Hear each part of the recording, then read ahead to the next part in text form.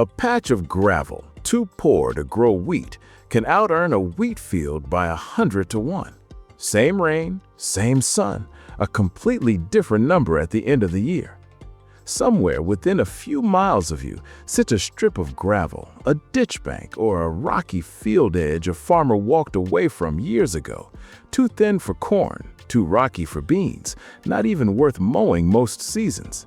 That patch of junk land could be worth more per acre than almost anything growing in the good dirt right next to it. Here's where that 100 to 1 number comes from. An acre of wheat brings in about $300 a year before costs. Some of the crops on this list, grown on soil most farmers would refuse to plant, can clear $30,000 an acre every single year. Same acre, same farmer, 100 times the return. 6 crops, 6 kinds of land everyone else drives past without a second look. For each one, you'll get the real math, the soil it actually needs, and the catch that keeps most people from ever planting it. Crop number 6 comes with a warning that could change whether you plant it at all. Stick around for that one. Crop 1. Red gold in gravel. In the early 1800s, farmers in a stretch of Pennsylvania still called the Saffron Belt, running through Lebanon, Lancaster, and Berks counties, were growing something their neighbors thought was insane: a purple flower that blooms 2 weeks a year on soil too thin and rocky for wheat. Saffron doesn't want rich dirt. Feed the corms wet, fertile soil, and they rot. What they want is loose, well-drained, nutrient-poor ground with more rock in it than topsoil. That gravel strip behind your barn that won't grow a decent row of anything? That's closer to saffron's ideal soil than a cornfield is. Here's the catch. Each flower produces 3 thread-thin red stigmas.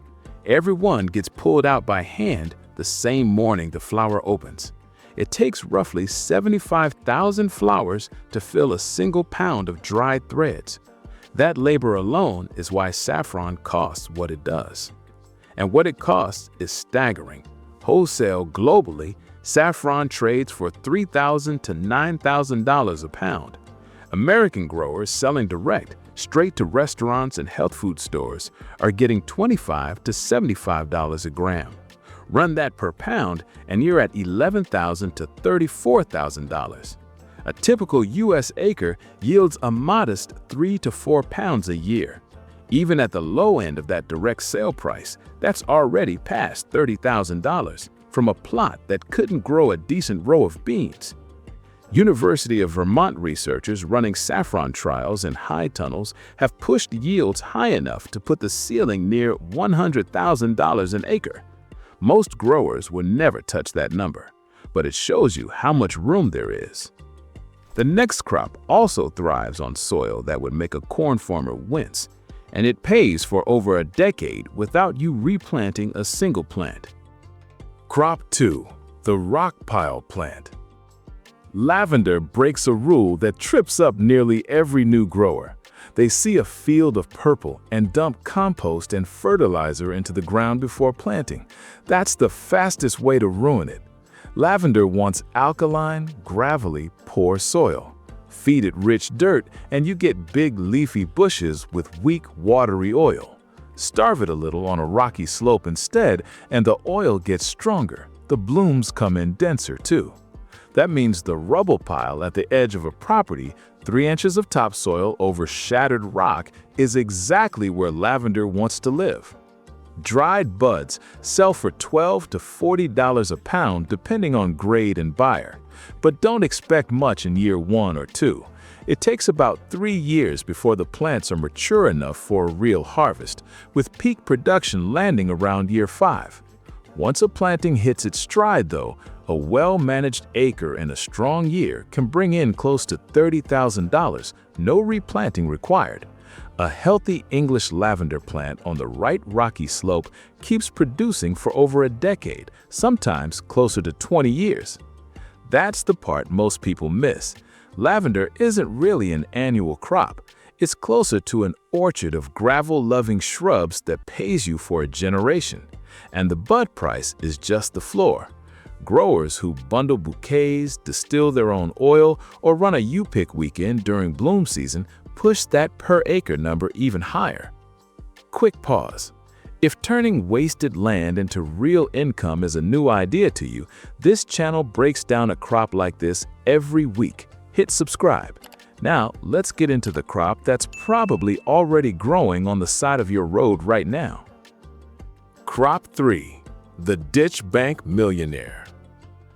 You've driven past this crop 1,000 times without knowing it.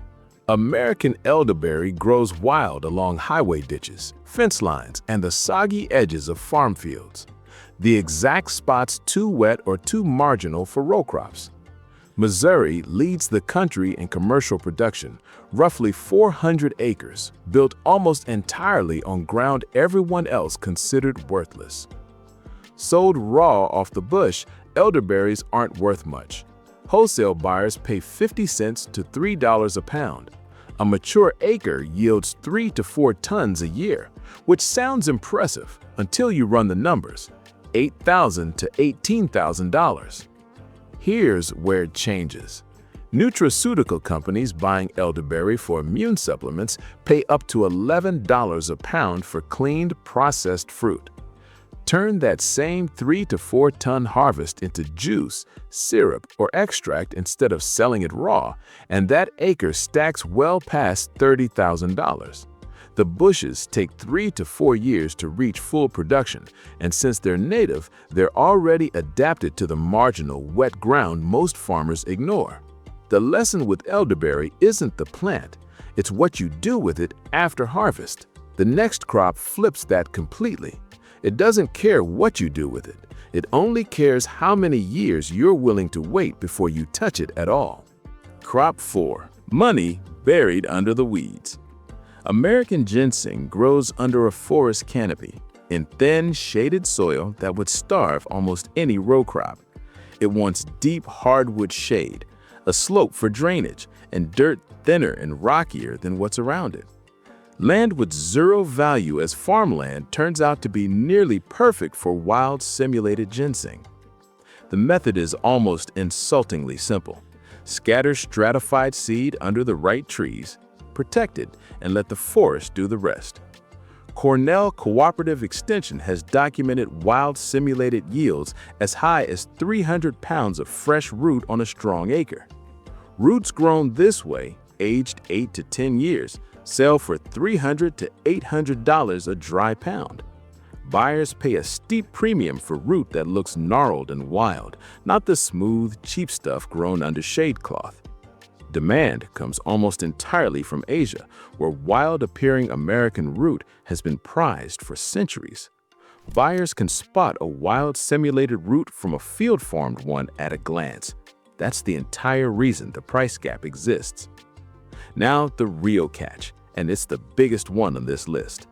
Ginseng takes 7 to 10 years to reach harvestable size. No shortcut exists. You plant it, guard it from deer and poachers for most of a decade, and then you wait. The payout, when it finally lands, can run into the tens of thousands off a single acre, but it arrives once, like a stand of timber finally reaching maturity. If 10 years of waiting sounds unbearable, the next crop is the opposite, ready in months, no forest required. It might be the single most boring plant on this entire list. That's exactly why it works. Crop 5. The boring bulb's secret. Let's be honest about garlic. It doesn't actually love bad soil. It hates heavy, compacted clay. What it tolerates better than almost any other vegetable is one round of fixing that ground. Loosen the top 8 to 12 inches, work in compost, and soil that was compacted gravel last season can grow a serious crop this year. Unlike saffron's rocky slope or ginseng's forest shade, garlic doesn't need a special native condition. It just needs you to fix the dirt once, then it performs for years. That one-time fix is the whole appeal. No decade of waiting, no hand-harvesting tiny red threads, no forest canopy required. Commodity garlic at the grocery store sells for about $2 a pound. Specialty and organic garlic sold direct at farmers markets or to seed buyers runs $6 to $15 a pound. Premium hardneck seed stock, varieties like Music and German White, goes even higher. A well-managed acre produces 8,000 to 15,000 pounds. At specialty pricing, that's $30,000 to $80,000 an acre. And it's why growers who've already run the ginseng math and the saffron math keep coming back to garlic. It's the one that pencils out this year, not in 2036. There's one crop left. It's the one most likely to make you serious money or cost you your shirt, depending on what happens in Washington over the next few months. Crop 6, the comeback crop. Industrial hemp has a root system built for damaged ground. Its taproot punches straight through compacted hardpan that halts most crops outright. Researchers have even used the plant to pull contamination out of old mine land and industrial sites, including soil from the Tar Creek Superfund area in Oklahoma. It tolerates low-nutrient, salty, even heavy metal soil well enough to grow where almost nothing else will. If a piece of ground has been driven over, sprayed on, or abandoned for years, hemp is one of the few crops actually built to take it back. Here's the number that matters.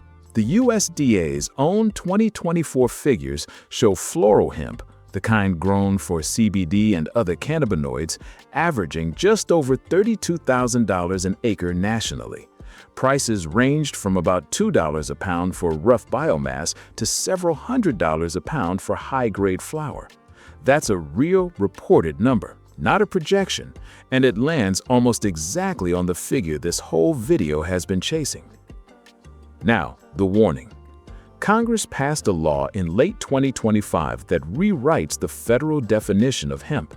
It takes effect November 12, 2026. That's not a typo, and it's not far off. The new rule draws a hard line. Hemp grown for fiber, grain, and stalk stays largely untouched. Hemp grown for cannabinoids, the CBD side of this business, gets squeezed onto a much narrower legal path. And that's the exact market this crop's biggest revenue numbers come from. Industry forecasters have already slashed their long-term acreage projections because nobody knows exactly how the final rules will land. Hemp can absolutely turn wrecked land into serious income. But before you plant a single acre, check your state's current licensing rules and keep your eye on that November deadline. This crop's economics could look completely different by the end of the year. The real worth of bad land.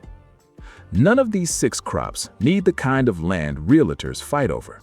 They need patience, the right buyer, and dirt everybody else already gave up on. Remember that longer than any single number in this video. On a lot of farms in this country, the most valuable acre isn't the one growing corn. It's the one nobody ever bothered to plant. If you've got a strip of gravel, a ditch bank, or a rock pile doing nothing right now, it might be worth more than you think.